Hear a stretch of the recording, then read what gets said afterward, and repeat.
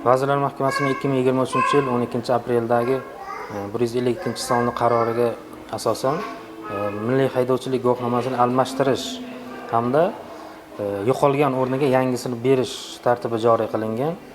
Bunda asosan ariza beruvchining ismi, familiyasi va otasining ismi o'zgarganda murojaat qiladi.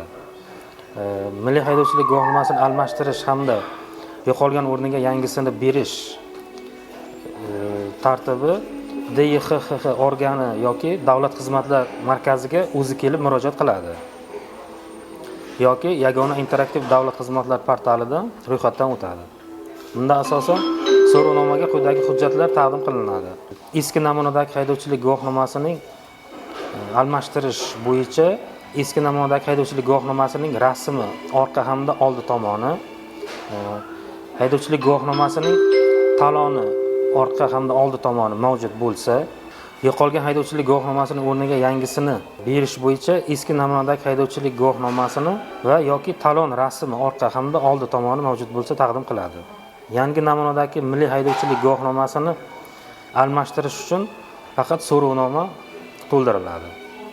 Ariza beruvchi yo'qolgan haydovchilik guvohnomasining o'rniga yangi guvohnomasini olish uchun murojaat qilganda uning avtotransport vositasini boshqarish huquqidan mahrum qilingan yoki qilinmaganligini tizimda tasdiqlangandan so'ng shu vaqtning o'zida to'lov invoysi chiqarib beriladi.